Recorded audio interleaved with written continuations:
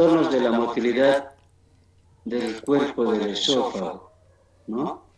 Nos explicaría eso, no me acuerdo exactamente dónde hemos quedado, acá.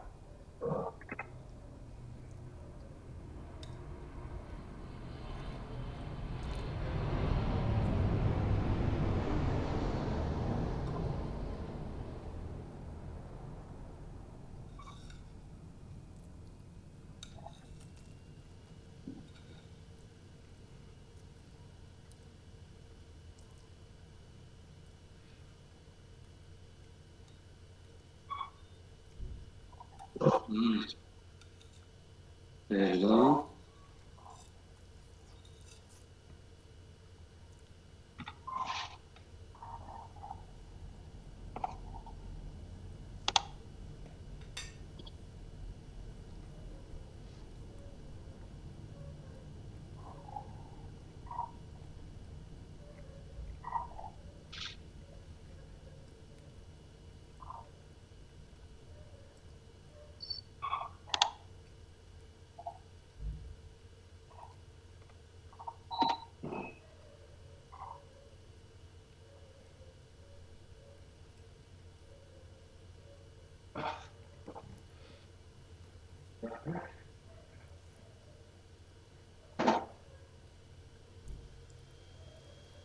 Bueno, hemos quedado en lo que es trastornos de la motilidad del cuerpo del esófago, ¿no ve?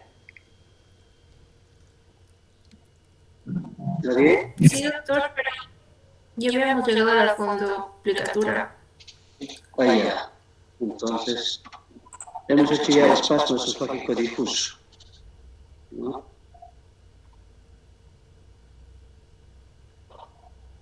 Sí, doctor. Ya. Hemos dicho que se puede hacer como Ahí hemos quedado, doctor. ahí, ¿no? Ya, está bien. Entonces, dentro de los trastornos de la motilidad del esófago, está pues lo que es también el esófago en cascanueces, o llamado también martillo neumático, ¿no?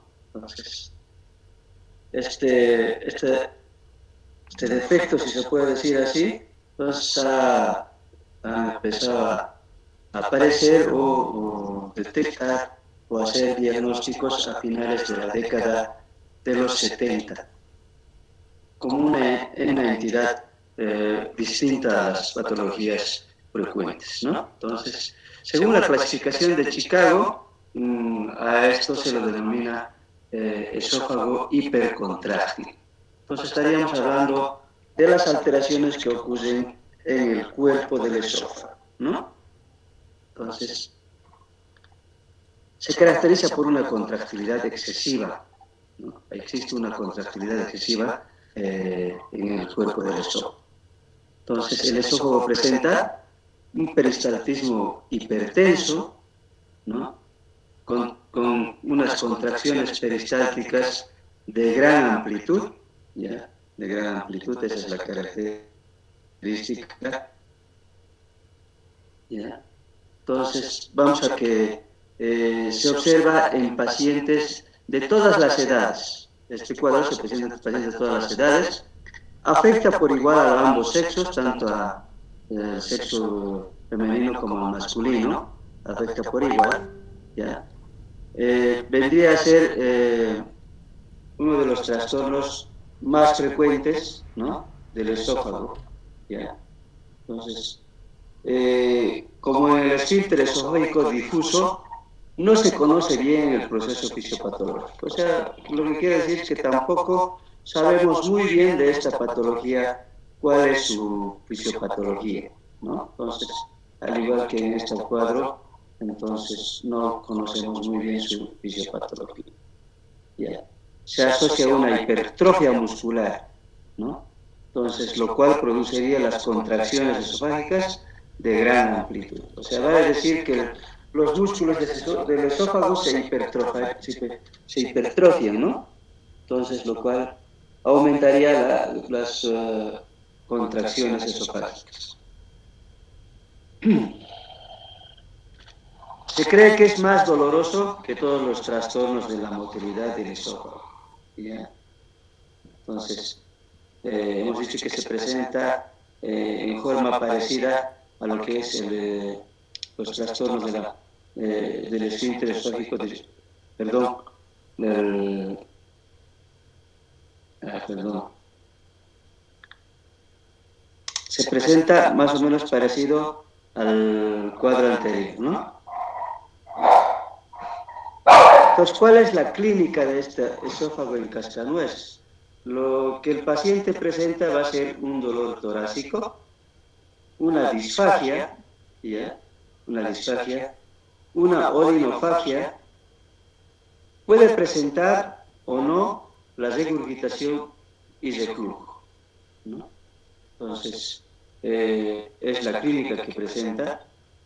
En el esofagograma, ¿ya?, puede revelar o no una anomalía dependiendo de cómo se porta el esófago o en qué momento se le hace el esofagograma, ¿ya? Entonces, esa es la imagen que muestra lo que es la imagen en cascanueces, ¿no? Entonces, con un esófago de vario, entonces así mostraría. Esa es la característica de presentación en un esofagograma, en el esófago en cascanueces.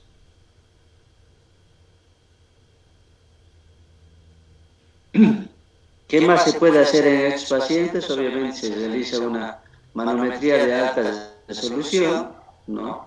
Entonces, la clasificación de Chicago describe el diagnóstico, ¿ya? Describe este diagnóstico como una queja subjetiva de dolor torácico. Hemos dicho que eso es la característica clínica del paciente, ¿no? Con al menos una deglución, ¿ya? Entonces, al momento de deglutir, el paciente va a sentir un dolor torácico, ¿ya? Entonces, tiene una muestra de una integral contráctil mayor a 8.000 milímetros de mercurio, ¿no? Vale decir que es por tiempo, la S por segundos y centímetros por longitud, ¿no? Son las contracciones que presenta entonces este cuadro, ¿ya? La presión del esfínter esofágico inferior, normal, entonces produce relajación con cada deglución acuosa, ¿no? Entonces, cuando uno deglute, entonces va a haber una presión normal a nivel del esfínter esofágico inferior, ¿no? Porque la alteración está a nivel del cuerpo esofágico, no está a nivel del esfínter esofágico inferior. ¿Cuál es el tratamiento? Igualmente, al igual que en el anterior, se puede utilizar antagonistas de calcio, ¿ya?, nitratos, antiespasmódicos, pueden ofrecernos un alivio temporal durante los espasmos agudos, para decir, en esos casos de dolor, de opresión de tórax, probablemente estos medicamentos ayuden al paciente, ¿no? Entonces, se puede hacer también dilatación con bujías, esto lo hacen en el gastroenterológico, dilatación con bujías, ¿no?, que alivian temporalmente, pero no tendrían un beneficio a largo plazo. Es así que por esa razón estos pacientes frecuentemente van al gastro y se hacen dilataciones esofágicas, ¿no? Entonces, por lo que no tiene un beneficio a largo plazo, ¿ya? Pueden tener factores desencadenantes, sí, puede desencadenar la cafeína, ¿no?, consumo de la cafeína, el frío, los alimentos calientes, ¿no? Entonces, en este cuadro, la cirugía va a ser de dudosa utilidad. Prácticamente, probablemente no serviría de nada la cirugía en este tipo de patología.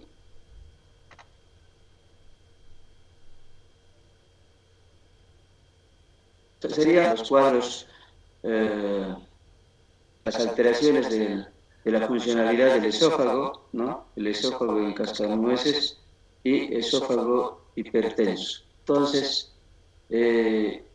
ahora pasaríamos a lo que son las alteraciones del esfínter esofágico inferior, ¿no? Entonces, también al igual que los trastornos del cuerpo del esófago, los trastornos de la motilidad del cuerpo del esófago, también va a haber trastornos de la motilidad del esfínter esofágico inferior. Entonces vamos a ver que uno de ellos es el esfínter esofágico inferior hipertenso, ¿no? Entonces, como su nombre dice, ese esfínter seguramente va a estar muy hipertenso, que va a dificultar el paso normal del esófago hacia el estómago de los alimentos, ¿no? Entonces, a ver, veremos cuál es su característica de este cuadro. Entonces, vamos a ver algunos antecedentes. Algún autor como Code et al. Describieron por primera vez que era una entidad muy distinta a los otros cuadros, ¿no? Entonces, era muy distinta. Obviamente esto se refiere solamente al esfínter esofágico inferior, porque los otros se referían al cuerpo del esófago, ¿no? Según la clasificación de Chicago, se denomina obstrucción del flujo a nivel de la unión gastroesofágica, ¿no? Entonces, hay una obstrucción y se define como una presión de relajación integrada media superior a 15 milímetros de mercurio, para decir que es un esfínter hipertenso que otros pensaban que era una acalasia que estaría empezando, ¿no? Pero es muy diferente, ¿ya? Porque el peristaltismo, ya que su peristaltismo eficaz no está presente en la acalasia clásica, ¿ya? No hay un peristaltismo bueno en la acalasia clásica. Por eso es que es diferente este hipertenso, ¿no? Entonces, puede observarse también en estos pacientes, una disfagia, dolor torácico y hallazgos manométricos de un esfínter esofágico inferior, obviamente elevado por la hipertensión que existe a ese nivel, ¿no? En este caso, no suele haber reflujo ácido ni regurgitación, ¿no? ¿Por qué? Porque al haber un esfínter esofágico hipertenso, no permite refluir entonces el contenido gástrico hacia el esófago, por ende no habría ese reflujo ácido, tampoco habría regurgitación en estos pacientes. ¿Qué le podemos hacer a estos pacientes? Obviamente les podemos hacer una manometría, ¿ya? Una manometría, podemos diagnosticar con una manometría. La manometría convencional se elevan las presiones del esfínter esofágico inferior por encima de lo normal. Entonces hemos dicho que mayor a 26 milímetros de mercurio, ¿ya? Entonces, en estos pacientes la relajación va a estar incompleta. No se va a relajar en forma completa ese esfínter esofágico, evitando de esa manera que pasen normalmente los alimentos, ¿no? Entonces, está estrecho ese lugar. Entonces, y la motilidad del cuerpo esofágico puede ser hiperperistáltica o normal, ¿no? Pues, ¿por qué hiperperistáltica? Porque va a tratar de vencer ese obstáculo que hay a ese nivel, ¿no? Entonces, el cuerpo del esfínter esofágico va a tener un peristaltismo, hiperperistaltismo, entonces, tratando de vencer ese obstáculo que existe en una acalasia, o por tanto en un esfínter hipertenso, esofágico inferior hipertenso. Entonces, acá vemos en el esofagograma, ¿ya? Puede observarse un estrechamiento en la unión esófago-gástrico, como acá vemos en la imagen, vean cómo se estrecha, ¿no? Entonces, lo cual va a retrasar el flujo normal, ¿no? Va a haber una anomalía de la contracción esofágica, y por eso va a haber, los hallazgos van a ser algo inespecíficos, ¿no? Entonces, se cree que alrededor del 50% de las veces el peristaltismo del cuerpo esofágico es normal, ¿no? ¿Por qué es normal? Porque la alteración no está en el cuerpo del esófago, ¿no? No está en el cuerpo del esófago, sino que la alteración está en la parte distal del esófago, ¿ya? Entonces, por eso es que en 50% de los pacientes el peristaltismo del cuerpo esofágico sería normal, ¿no? Y el resto van a ser contracciones anormales, ¿no?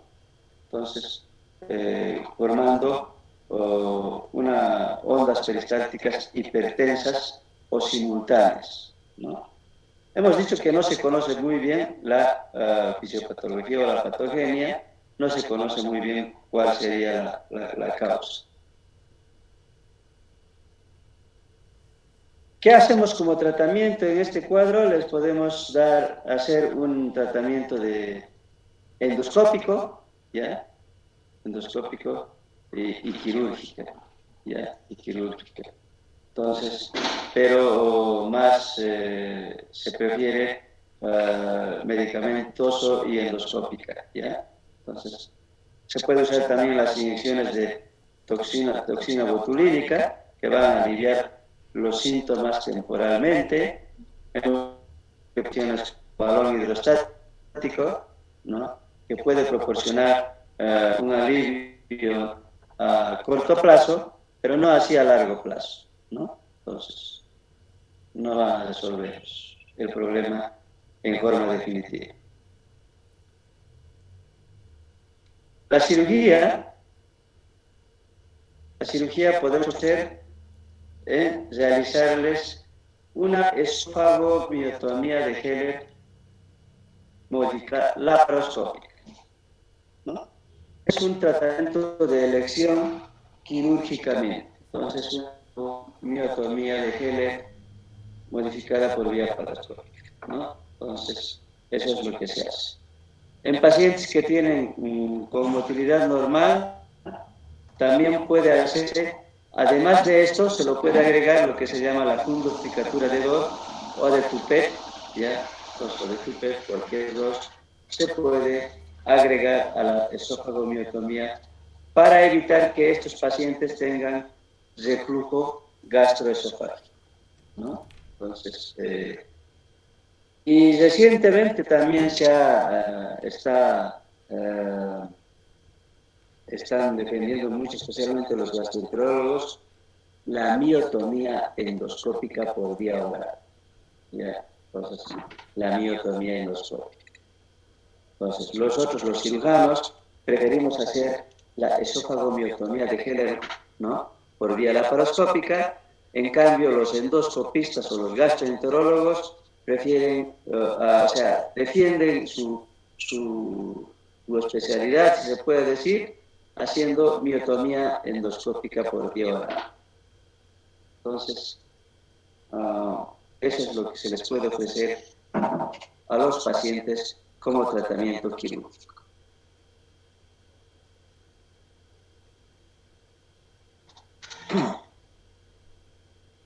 Nos hablamos ahora de lo que es el trastorno de la motilidad que afecta al cuerpo y al esfínter esofágico inferior.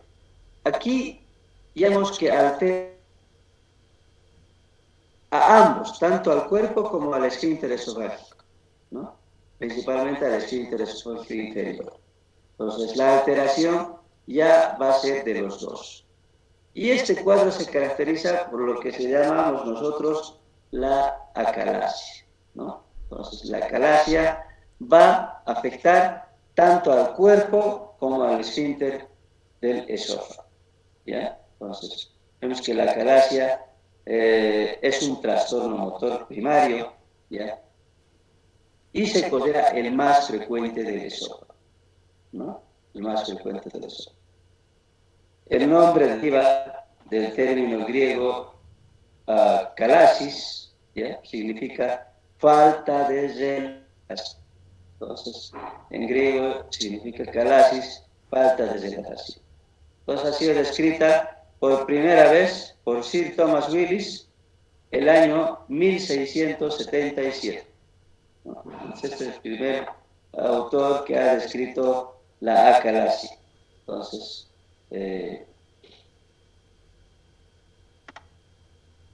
Vamos a ver cuáles son las características de esta acalasia. Entonces, la acalasia literalmente significa una incapacidad para relajarse, ¿no? Una incapacidad para relajarse. Se caracteriza por ser un trastorno de la motilidad esofágica que mejor se conoce hasta el momento, ¿no? Entonces, todos hablamos de acalasia, ¿no? Y hay también pacientes que presentan este patología. Entonces, los gastroenterólogos probablemente han manejado más este tipo de pacientes que los otros cuadros que hemos antecedido nosotros en la literatura, ¿ya? Entonces, la acalasia sí se presenta en los pacientes y es más frecuente. Tiene una incidencia de 6 a 100.000 personas por año, ¿no? Entonces, afecta más a mujeres jóvenes.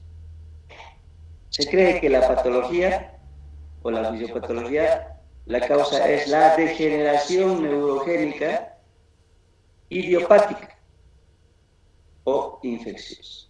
Entonces habría acá alteración de los plexos nerviosos, ¿ya? De los plexos nerviosos, por lo que perdería la funcionalidad este segmento del esófago. También se ha tratado con pacientes que tienen mucho estrés emocional, ¿no? Pacientes que han sufrido traumatismos, pacientes que han tenido pérdida de peso drástica, ¿ya? Perdón. Y la enfermedad de Chagas, ¿no? Entonces sabemos que es la enfermedad de Chagas, sabemos que puede afectar al esófago, a corazón y colon, ¿no?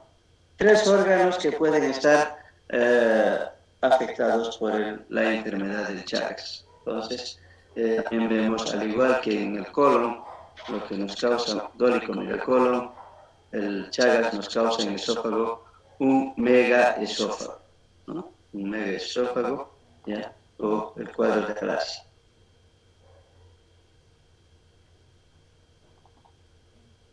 Hemos dicho que este cuadro va a afectar tanto a los músculos del esófago como al del esfínter esofágico inferior.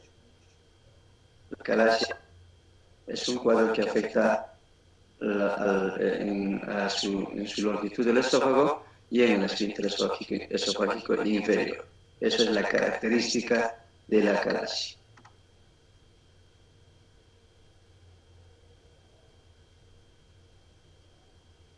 A ver, ¿qué teoría se maneja? Entonces hemos dicho que una de las teorías es la destrucción de los nervios del esfínter esofágico inferior, así como del cuerpo del esófago, ¿no? Entonces vendría a ser una teoría primaria, ¿no? La primera cosa que ocurre o que se le da valor a la destrucción de los nervios. La otra teoría que se maneja es la degeneración de la función neuromuscular del cuerpo del esófago, ¿no? Que vendría a ser secundaria. ¿Ya? La primera es la primaria, esta es la secundaria,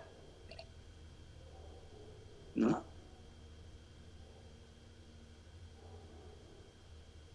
La degeneración de la función neuromuscular va a ser como consecuencia de la destrucción de los nervios, tanto del cuerpo del esófago como del esfínter esofágico inferior, ¿no? Entonces, todo esto, ¿qué va a causar? Va a causar una hipertensión e imposibilidad de relajarse del esfínter esofágico inferior, ¿no? Entonces, eso ocurriría, asimismo, como presurización del esófago, ¿ya? Entonces también puede haber dilatación esofágica y la consiguiente pérdida del peristaltismo en forma progresiva, ¿ya? En forma progresiva.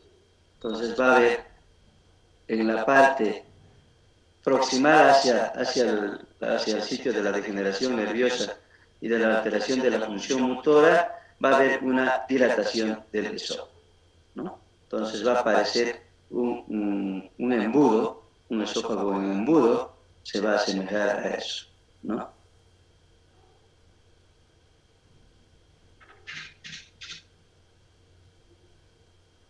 Existe también lo que describen la acalasia vigorosa, llamada también espástica, de tipo 3. Entonces, este tipo de acalasia, ¿ya? Se observaría en un grupo de pacientes que presentan dolor torácico, ¿ya? Donde el esfínter esofágico inferior está muy hipertenso, ¿ya? Y no se relaja, no se relaja, como ocurre en la acalasia clásica. Hemos dicho que en la acalasia clásica tiene posibilidad de relajación durante la deglución. En cambio, en esta acalasia vigorosa no va a ocurrir la relajación del esfínter esofágico inferior. Entonces, las contracciones del cuerpo del esófago van a ser simultáneas y no van a ser peristáticas, ni de gran amplitud, ¿no? Ni repetidas. Entonces, poco a poco va a alterarse por encima de la obstrucción del cuerpo del esófago, ¿no? Entonces, hacen también un megaesófago.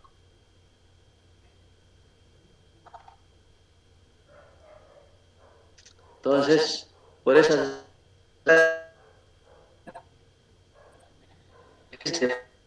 amplitud es de gran amplitud, ¿no? De gran amplitud. Entonces, eso es la diferencia entre la acalasia vigorosa y la acalasia clásica.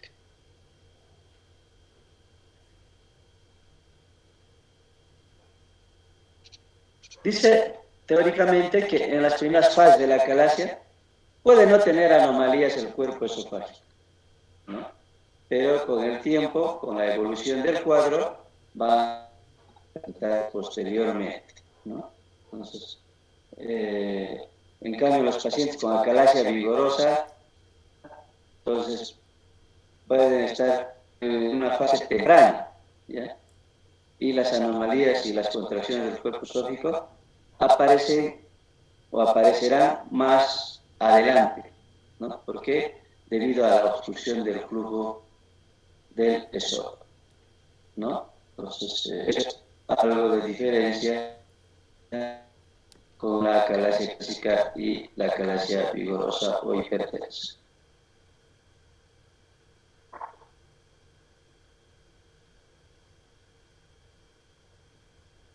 Se cree también que la acalasia, ¿no? Ya, es un trastorno premaligno.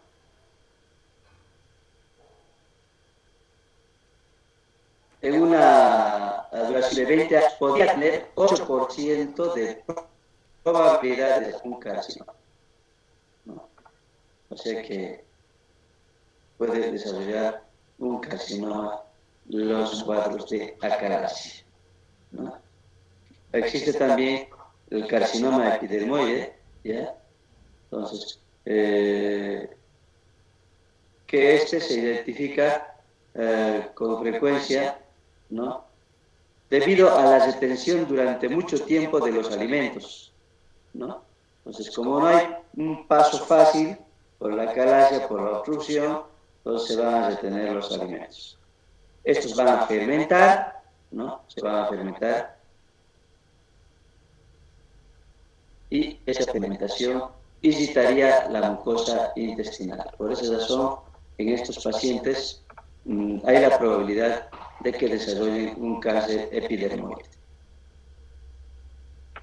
En caso de tener un adenocarcinoma, tiende a aparecer en el tercio medio del esófago, ¿ya? Entonces, y aparecería,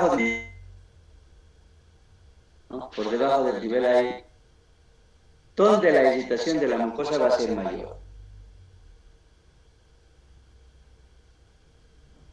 Entonces,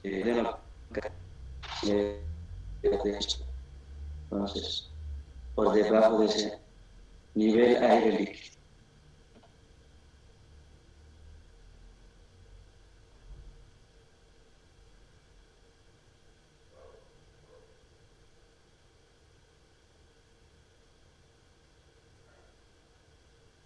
Cree que de la carcinogenia, ¿no?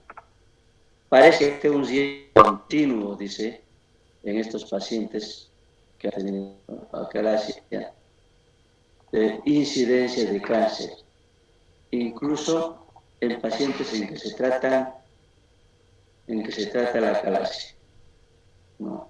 Entonces, hay más riesgos en estos pacientes también por la probabilidad de tener un cáncer.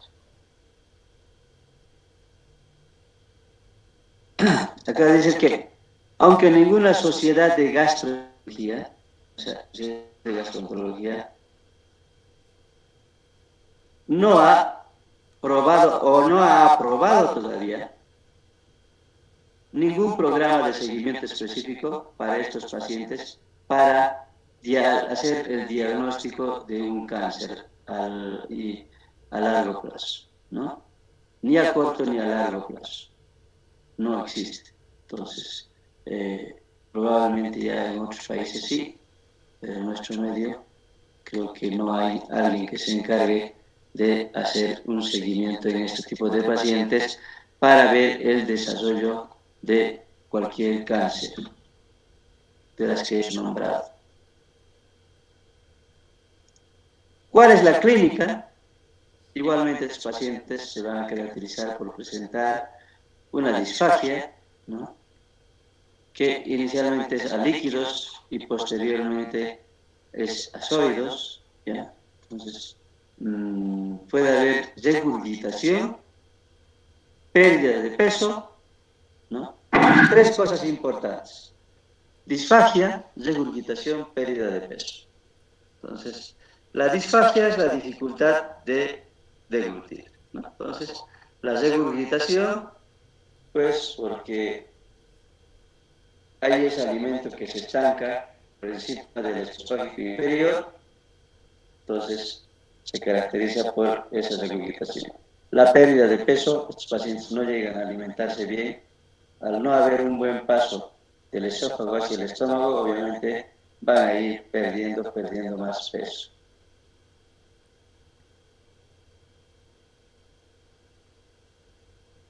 Puede o no presentar pirosis, una asfixia postprandial, tos nocturna, ¿no? Entonces, puede o no presentar esto, ¿ya? Pero está descrito.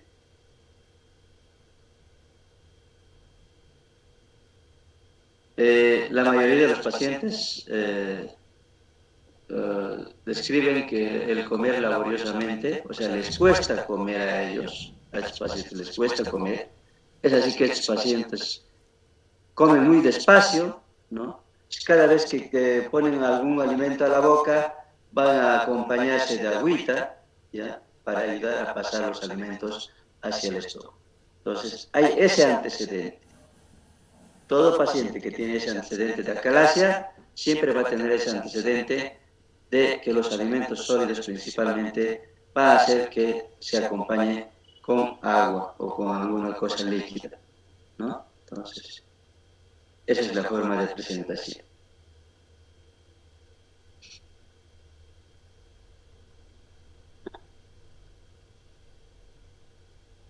Entonces, cuando haya un acúmulo por esta dificultad de paso a nivel del esfínter esofágico inferior,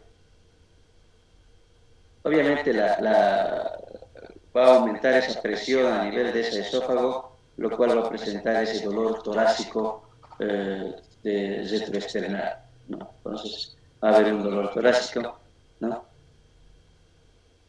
Y este dolor puede durar hasta el momento que se abre el esfínter esofágico inferior. Entonces, proporcionando un alivio rápido. Entonces, cuando se estanca los alimentos, entonces va a presentar ese dolor característico de una angina de pecho probablemente, pero cuando pasa ¿no?, estos alimentos, va a sentir un alivio. Entonces, eso es lo que vemos, ¿ya? Hemos visto que siempre se acompañan de cosas líquidas para ayudarse a pasar todo tipo de alimentos que consumen. Asimismo, frecuentemente la regurgitación de los alimentos que no se van a digerir, obviamente, ¿qué va a causar? Va a haber, pues, va a fermentarse, lo cual va a presentar un olor fétido, ¿no? Entonces, y estos pacientes además podrían hasta llegar a broncoaspirarse y ser mortal en algún momento. Entonces, puede haber una broncoaspiración, ¿no?, en estos pacientes por el momento que quizás el paciente se echa, ¿ya? Entonces, puede haber este tipo de pacientes. ¿Qué más podría haber en estos pacientes? ¿Qué más se describe? Se han descrito también por ese broncoaspiración que pueden presentar estos pacientes. Se ha descrito neumonías, se ha descrito absceso pulmonar, bronquiectasias, ¿no? Entonces, que generalmente pueden presentar los pacientes con acalasia de mucho tiempo o de larga duración, ¿no? Entonces, estos pacientes van a tener esas patologías sobreagregadas o pueden adquirir, ¿no?, por la dificultad del paso del alimento hacia el estómago.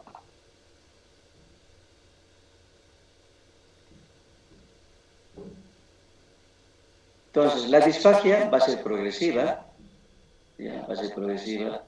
Entonces, inicialmente será a los líquidos, posteriormente será más a los sólidos, ¿no? Entonces, es una disfagia, pues, que te altera tu ritmo de vida, ¿no? Entonces, estos pacientes tienen que adaptarse quizás a este tipo de inconvenientes de vida para estar en la sociedad de estos pacientes. Estos pacientes tampoco de entrada van a ir a buscar la atención del médico. Entonces, recién, casi siempre van a ir a buscar al médico, a la consulta. Siempre los pacientes estamos acostumbrados a ir o a hacer la consulta cuando ya está más grave nuestro cuadro, ¿no? Entonces, lo mismo pasa en esta patología. Los pacientes, no es fácil que vayan al médico de inicio, ¿no? Entonces, siempre van a ir en forma reticente a su control médico estos pacientes. ¿Con qué hacemos diagnóstico? Con un esofagograma, y vean cómo se ve en el esofagograma el esófago. Por encima de la obstrucción, a nivel del esfínter esofágico inferior, se dilata el cuerpo del esófago. Vale decir que en esta enfermedad está alterada el cuerpo del esófago y el esfínter esofágico inferior, ¿no? Entonces, ambos van a estar afectados.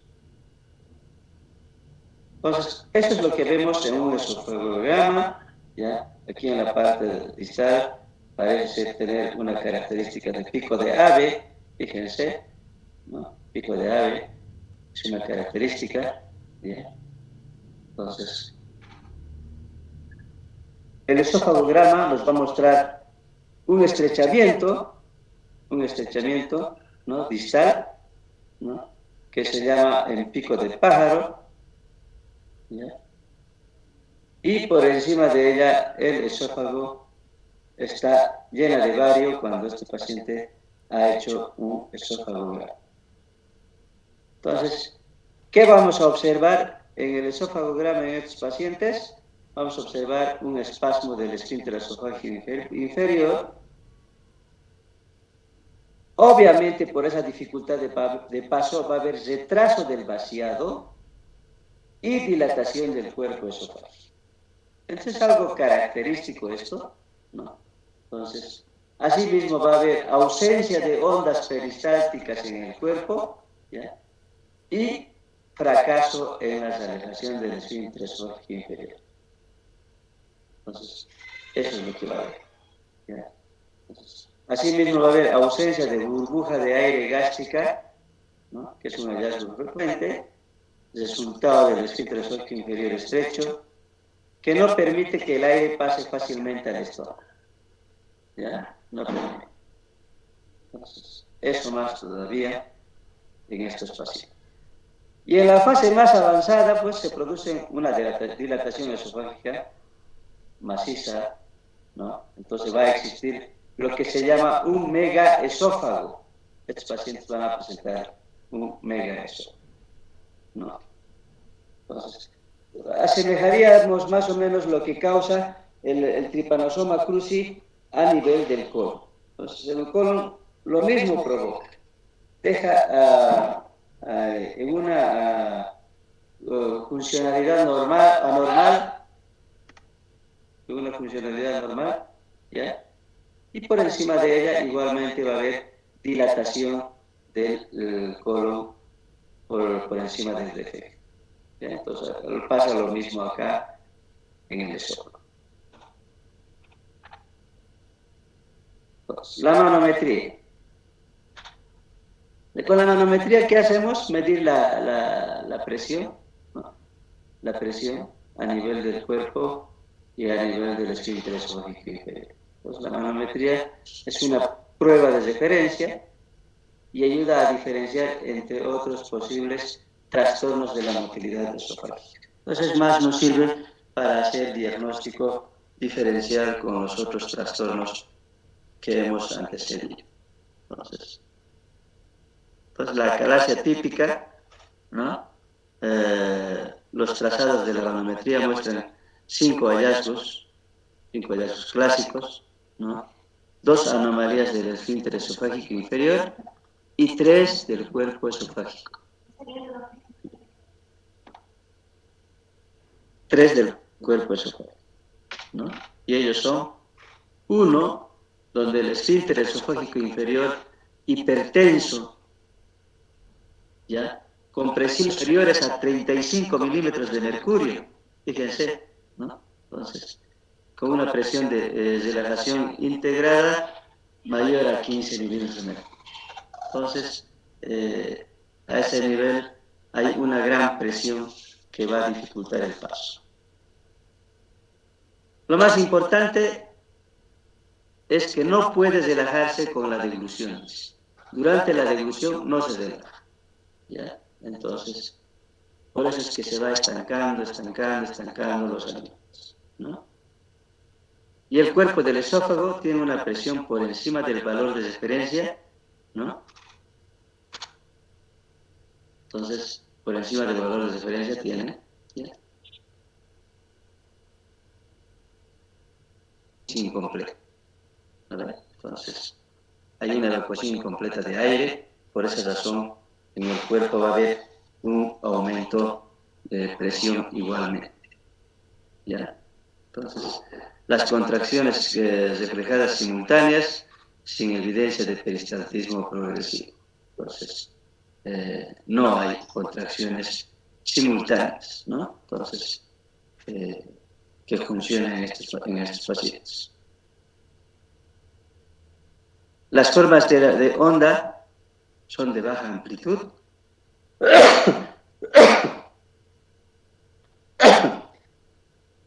que van a indicar ausencia de tono muscular. ¿Por qué? Porque hay una alteración del músculo, de las fibras musculares. Entonces, por esa razón va a tener una baja amplitud. Entonces, estos 5 resultados hacen un diagnóstico de acalasia. Entonces, si todas estas características encontramos nosotros, entonces tenemos que pensar en un cuadro de acalasia. ¿Ya? ¿Qué más se puede ofrecer a estos pacientes con acalasia? Se puede ofrecer una endoscopía, ¿no? Entonces, una endoscopía. ¿Para qué? Para evaluar la mucosa, ¿ya? para evaluar si hay algún signo de proceso inflamatorio, como muestran muchos muchos pacientes en una endoscopía, hablan de esofagitis, ¿no? O para detectar cáncer, puede ser un cáncer epidermoide, hemos hablado del cáncer epidermoide, un adenocarcinoma, ¿no? Entonces, que son los más frecuentes a nivel del esófago.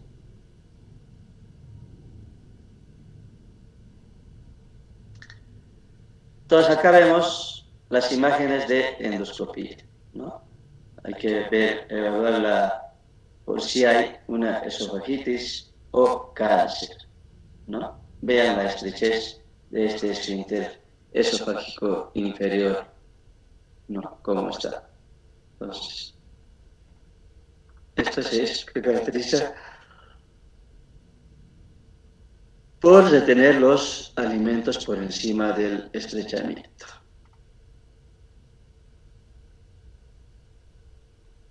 Existen en este cuadro opciones de tratamiento quirúrgico y no quirúrgico, ¿no?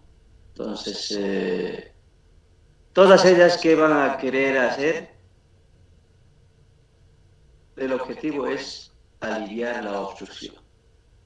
Entonces, yo creo que para cualquier paciente con diagnóstico de alcalasia es muy difícil vivir, ¿no? Por esa dificultad durante la dilución, por esa dificultad de que siempre se están teniendo esa sensación de que los alimentos no pasan al estómago, se quedan ahí, ¿no? Se quedan ahí, por esa sensación de que en algún momento quiere tener vómitos, hasta regurgitaciones, ¿no? Entonces, por esa razón, lo que se trata de hacer con el tratamiento quirúrgico y no quirúrgico es aliviar o relajar ese sitio de obstrucción causada por el esfínter esofágico inferior.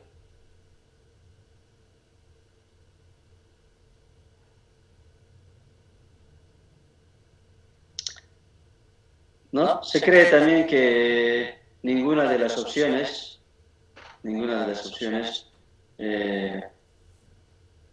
va a mejorar la motilidad en el cuerpo del esófago, ¿no?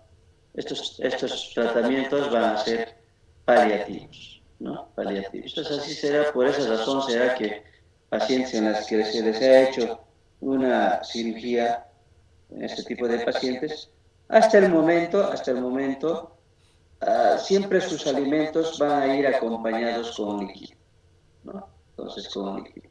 Siempre, más aún cuando se trata de alimentos secos, ¿ya? Entonces, siempre están tomando agüita después de la dieta. Entonces, se ayudan siempre con la dilución de agua, ¿no? Entonces, esta es la característica de estos pacientes. Entonces, hemos dicho que los tratamientos, las opciones de tratamiento no quirúrgico pueden ser farmacológicos, pueden ser intervenciones endoscópicas, ¿no? Entonces, pero son soluciones a corto plazo, no a largo plazo. Por eso es que hay pacientes que a veces tienen miedo de hacerse intervenir quirúrgicamente. Yo conozco unos pacientes, tengo unos pacientitos que se les ha ofrecido una cirugía, pero no tienen miedo. Entonces, dicen, no, preferimos hacernos nomás una dilatación, ¿no? Con eso mejoramos, después, pero otra vez, cada vez dilatación, y no se resuelve. Y los pacientes van pasando de edad, entonces cada vez más difícil tratar de intervenir en estos pacientes.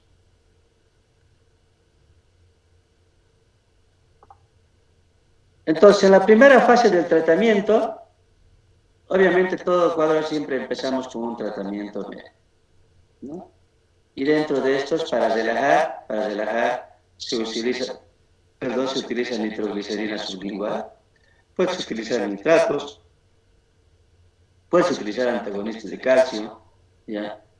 Pues, que van a ofrecer probablemente aliviar esa presión torácica que sienten estos pacientes, ¿no? antes o después de las comidas. Como segundo paso puede hacerse dilataciones neumáticas. Hemos visto pacientes que frecuentemente se hacen en el gastro dilataciones neumáticas, ¿no?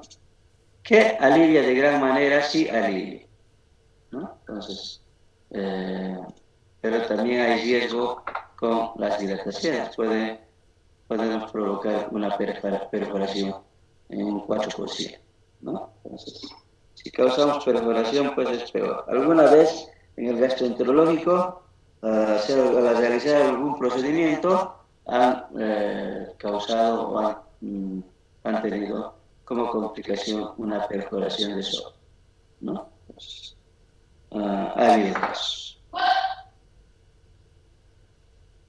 La tercera medida es la inyección de toxina botulínica, ¿no? Entonces, la toxina botulínica directamente en el esfínter esofágico inferior bloquearía, dice, la liberación de acetilcolina, ¿no?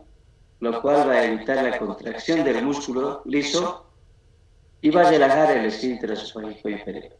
Entonces, esa acción tendría la toxina botulínica. Entonces, pero se tiene que hacer tratamientos repetidos, ¿ya? Para ofrecer alivio al paciente, y tiene que ser durante años, ¿ya?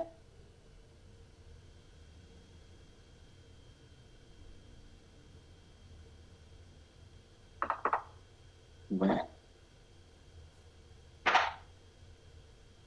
La otra opción quirúrgica sería pues la esófago-miotomía quirúrgica. Y dentro de esto, lo que más se hace, no se olviden chicos, lo que más hacemos en la Acalasia es la miotomía de Heller por vía laparoscópica, ¿no? Entonces, actualmente es la cirugía de elección, ¿ya? No hay otra, pero se prefiere por vía laparoscópica. Entonces, alguna vez nosotros hemos hecho por vía convencional, ¿no? Hemos abierto la parte superior del abdomen, ¿no? Del abdomen, pero es un poco difícil de llegar, ¿no? Entonces es más fácil hacer por vía laparoscópica hasta la llegada y te da una visión más amplia, ¿no? Hemos dicho que 10 veces más grande que de lo normal. Entonces es mucho mejor hacer por vía laparoscópica y por la dificultad de acceso también por vía convencional, ¿ya? Podemos realizarla de forma abierta, de forma laparoscópica, de forma robótica. Bueno, ambas son opciones, ¿no? Nosotros en nuestro medio todavía podemos ofrecer al paciente en forma convencional o laparoscópica. Pero ya en el exterior, como si nada, pueden estar haciendo la cirugía robótica. Entonces, la robótica ha ingresado con mucha fuerza en esos países ricos. Pero en nuestro medio aún no. No hay, hasta el momento en Bolivia no hay ni un robot en ningún departamento. Porque es muy caro. Santa Cruz estaba por comprar, pero se ha quedado ahí. Pues probablemente más después, no sé la verdad, pero son muy carísimos. Entonces, pero no así. Chile tiene, Brasil tiene, Argentina tiene, Venezuela tiene, ¿no? Entonces, hace años Venezuela ya tenía 5 robots. En Estados Unidos una clínica tiene 3, 4 robots, solo en una clínica. Entonces, nosotros estamos muy aún retrasados. Y después de realizar la cardiomiotomía de Heller laparoscópica, no, entonces, todavía está en duda si se debe agregar o no se debe agregar a estos pacientes una cirugía antirreflujo. ¿No? Una cirugía antirreflujo. Probablemente después de realizar la cardiomiotomía de Heller, los pacientes de cierto tiempo se van a quejar de reflujo diatómico, ¿no? Entonces, de reflujo gastroesofágico. En esos pacientes probablemente sea la opción, la otra medida es hacer la fundoplicatura, sea de tupet o de todo. Entonces, eso es lo que se les puede ofrecer a los pacientes. Entonces, acá está, dice, la mayoría de los pacientes que se someten a una miotomía experimentarán en algún momento algún grado de reflujo, ya sea asintomático o no. Entonces, en estos pacientes probablemente va a ser necesario hacer una cirugía o una fundoplicatura de TUPET o de DOR, ¿no? ¿Para qué? Para evitar ese reflujo postoperatorio tras la cardiomiotomía de G.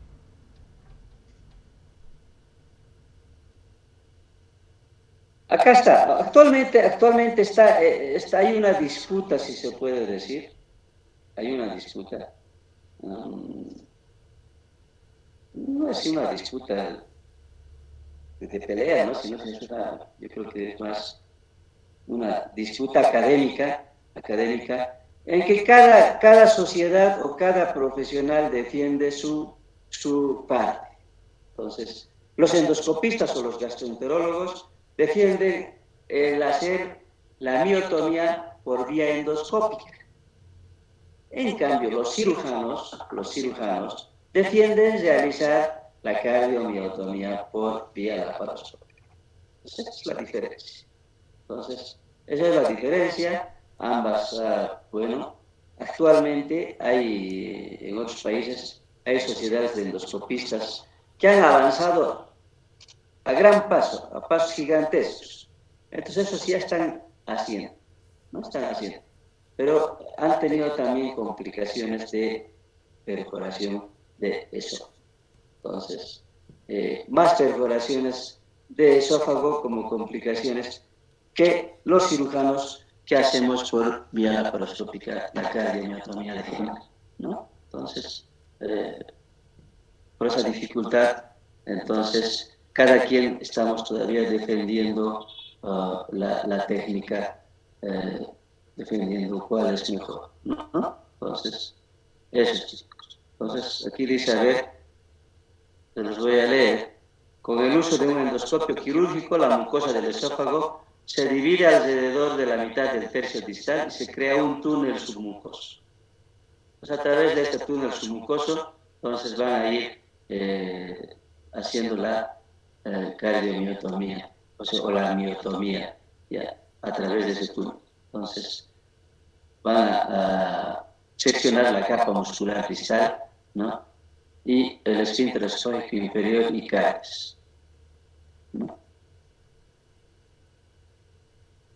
Entonces, ¿no? Entonces, pero a través de esto ya no se les puede ofrecer, pues, por vía endoscópica una cirugía antirreflujo, ¿no? Una cirugía antirreflujo como la de TUPET o la fundoplicatura de TUPET o de DOR, ¿no? Entonces, es difícil de hacer por vía esta vía, ¿no?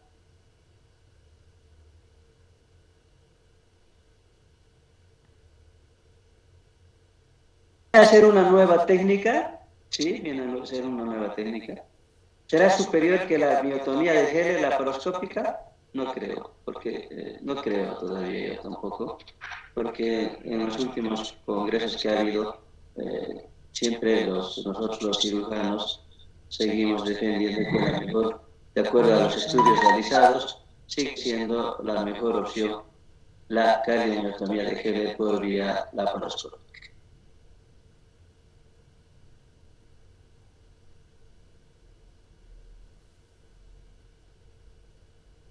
Entonces, se ha hecho una deducción de que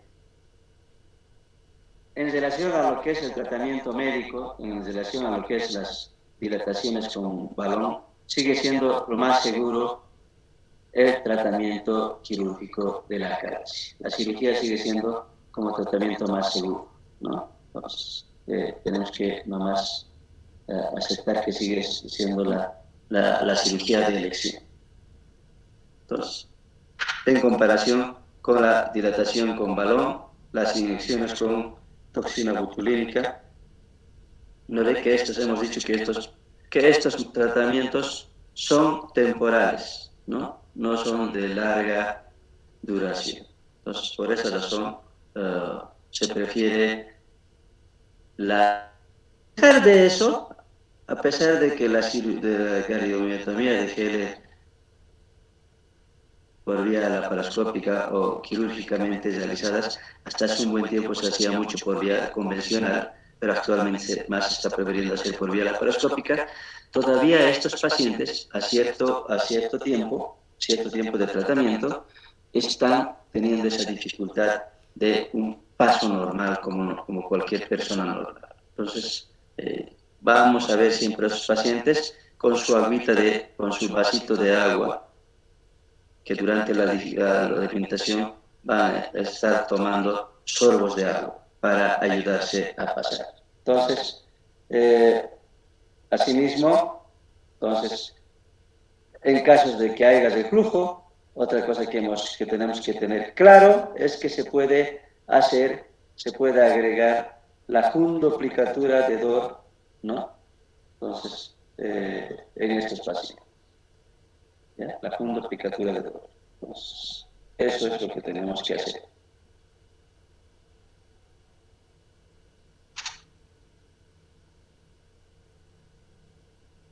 Perdón, aquí hay han hecho como un estudio, esto puede estar en Savistón, pero podemos nomás leerlo.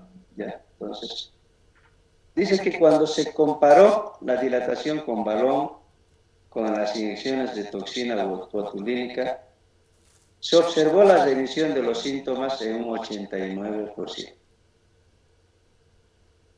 ¿No? Frente a 38% de los pacientes al cabo de un año respectivamente. ¿Ya? Entonces, y en los estudios realizados para comparar la dilatación con balón y con la cirugía, ahora es con la cirugía la comparación, se han observado tasas de perforación de 4 a 1% y una mortalidad del 0,5 y el 0,2 respectivamente. Entonces, tanto con las dilataciones con balón como con la cirugía podemos observar perforaciones del esófago. Pero vean que con el balón la relación es 4 y con la cirugía 1%. Entonces, nomás es mejor. Y en relación a la mortalidad también, ¿no? Entonces es más alto con el balón que con la cirugía respectivamente. Entonces hacen unas comparaciones con cada uno de los procedimientos. Entonces dice, los resultados se consideraron excelentes en el 60% de los pacientes que se sometieron a la dilatación con balón, ¿no? Pero mejor resultado hubo en un 85% en los pacientes que se han sometido a cirugía. Entonces, por esos estudios que se siguen haciendo, sigue siendo la más aceptada y de primera elección la cirugía, ¿no? La miotomía laparoscópica, entonces sigue siendo la cirugía de elección, con mejores resultados según estos estudios que nos muestra la literatura. Entonces, ¿no? Pero dice también, sin embargo, más recientemente en un estudio controlado aleatorizado de la galaxia europea, ¿no? Se observó que la dilatación neumática era equivalente a la miotomía de Helle laparoscópica y a la fundoplicatura de Dor con tasas de 2% frente al 90% a los 2 años, ¿no? Entonces también otros defienden a la dilatación neumática, ¿no? La dilatación neumática, que tendría más un alto porcentaje de resultados, ¿no? De buenos resultados. Entonces, todavía cada quien defiende entonces sus técnicas de tratamiento en estos tipos de pacientes. Entonces, como un resultado se produjo perforación en 4%, en 4% de los pacientes durante las dilataciones neumáticas, ¿no? Desgarros de la mucosa en 12% durante la miotomía de Helen, ¿no? Pero se separaron inmediatamente en estos pacientes, ¿no? Se separaron inmediatamente. Entonces, es cierto, alguna vez nosotros hemos tenido, al estar haciendo la miotomía de Helen, lo hemos perforado el esófago, ¿no? O sea, nos hemos pasado la mucosa, porque solamente se corta o se secciona los músculos, nada más, dejándose la mucosa. Porque la parte contráctil es la mucosa, digo, los músculos. Entonces, por esa razón, entonces había la posibilidad siempre a veces de lesionar el esófago o penetrar toda la pared. Pero en ese caso, cuando nos ha pasado eso, al momento lo hemos separado, ¿no? Lo hemos suturado, dejado un drenaje para ver si en algún momento se hiciera una licencia de sutura.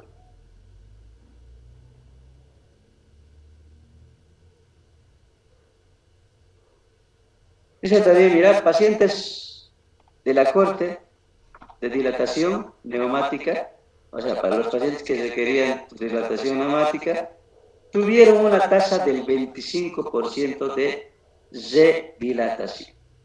O sea, por estos pacientes yo no he visto que a veces prefieren dilatarse, ¿no? Van al gas en cada año están dilatándose estos pacientes. Yo tengo un pacientito con acalasia, con diagnóstico de acalasia, ¿no? Entonces que lo ando insinuando de que se opere, pero no quiere. Entonces, ¿qué hace? Cada año viene al gastro y se hace sus dilataciones, ¿no? Entonces, cada vez que se acuerda nomás, viene a buscarme y decirme si cuándo podría operarse. Entonces, son pacientes todavía que no toman conciencia muchos en nuestro medio. Dice, los médicos deben seguir siendo cautos y vigilantes con los pacientes con acalasia, incluso después de la intervención quirúrgica con éxito. Es cierto, yo conozco otro paciente que ya ha sido intervenido quirúrgicamente hace unos 15 o más años quizás, lo que les he dicho. Todavía sigue con su vasito de agua al lado. No, con su vasito de agua al lado. Dice, la obstrucción del flujo asintomática continuada dará lugar a la dilatación. Entonces, en esos casos, se puede sugerir la dilatación esofágica.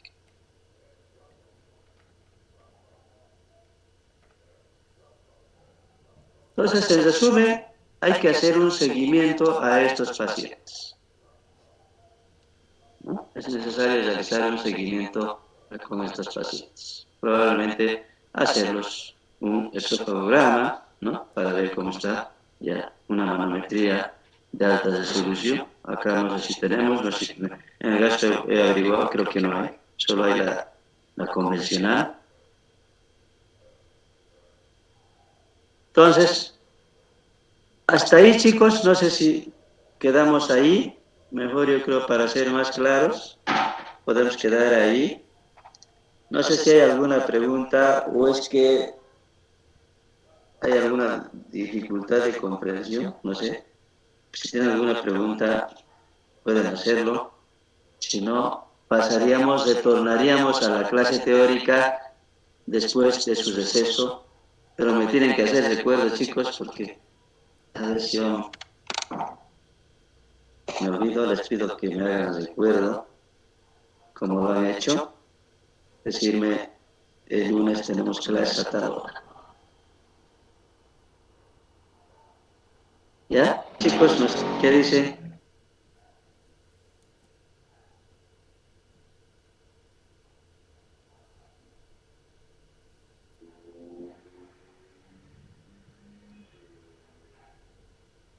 Hola, ¿nada? Ninguna pregunta, doctor. Bueno, entonces, Retornamos después de su receso. ¿Están de acuerdo, no ve? Sí, doctor. Sí, doctor. Ya. Entonces, acá quedaremos